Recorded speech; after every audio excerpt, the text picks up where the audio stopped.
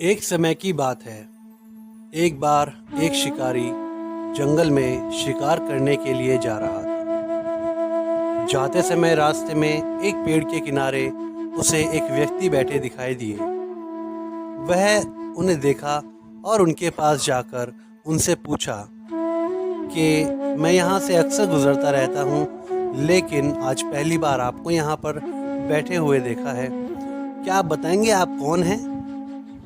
संत ने उसको बोला, जी श्रीमान, मैं ज़रूर आपको अपना परिचय दूंगा, पर कृपया आप भी अपना परिचय दें और बताएं कि आप कौन हैं। शिकारी ने बताया कि मैं एक शिकारी हूं और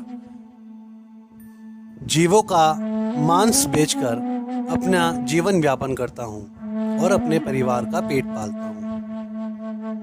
अब संत श्री कृष्ण के भक्त थे। उनके मन में आया कि क्यों ना इस व्यक्ति के मन में भी कृष्ण के प्रति भक्ति भाव को उत्पन्न किया जाए।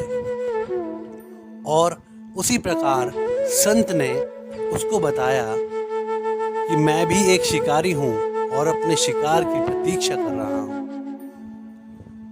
शिकारी ने संत से पूछा कि आपका शिकार यहाँ मिलेगा? संत ने बोला, मैं क्या बताऊं आपको, मैं कब से उसे ढूंढ रहा हूँ, कब से उसकी प्रतीक्षा में हूँ। उसकी याद करते ही, उसको सोचते ही मेरे सारे दुख दर्द दूर हो जाते हैं। जब उसको पालूंगा तब मैं कैसा महसूस करूंगा, लेकिन आज तक उसे पा नहीं सका। और इतना कहकर संत की आंखों में आंसू आ गए, वे रोने लगे। शिकारी साफ मन का इंसान था। उसे यह देखकर सहानुभूति पैदा हुई। उसने संत से कहा, आप कृपया रोए नहीं, आप मुझे बताएं, मेरे से बड़ा शिकारी इस पूरे गांव में कोई नहीं। आप मुझे बताएं आपका शिकार कैसा दिखता है, मैं उसे ज़रूर आपके समक्ष प्रकट करूंगा। संत बोले, मेरा शिकार? उनको देख लिया तो सारे दुख दर्द दूर हो जाते हैं।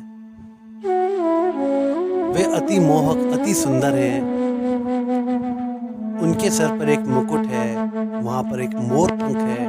वे सांवले रंग के हैं, लेकिन उनके सामने सारी सुंदरता फीकी है।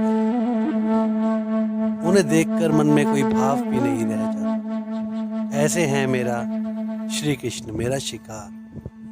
और शिकारी इतना सुनते ही संत से कहता है, अब आप चिंता ना करें, आपका शिकार आपके सामने होगा, बस बताएं वो कहाँ मिलेगा।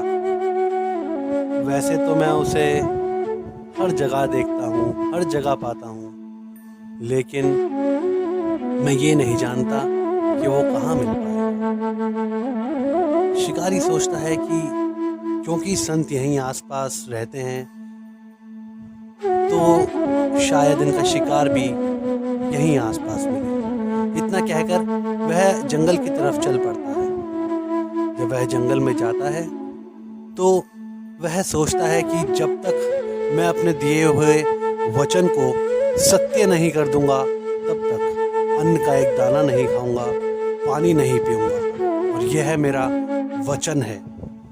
और इतना सोचकर वह तन मन धन से श्री कृष्ण की खोज में लग जाता है, यानी अपने शिकार की खोज में। एक दिन बीत जाता है, एक रात बीत जाती है, लेकिन शिकारी को अपना शिकार नहीं मिल पाता। वह थका हारा दूसरे दिन प्यासा भूखा, लेकिन अपने वचनबद्ध होते हुए एक पत्थर पे जाकर बैठ जाता है, वहाँ विश्राम करता है। और जब उसकी हिम्मत थोड़ी जवाब देने लग जाती है, तब वह वापस अपने आप से कहता है, जब तक अपने दिए हुए वचन को सत्य ना कर दूं, जब तक उस शिकार को ना पकड़ लूं, तब तक अन्न नहीं खाऊंगा, पानी नहीं पीऊंगा, और यहीं बैठकर उसकी प्रतीक्षा करता हूं। और इतना सोचकर वह वापस सीधी कमर करके बैठ जाता है।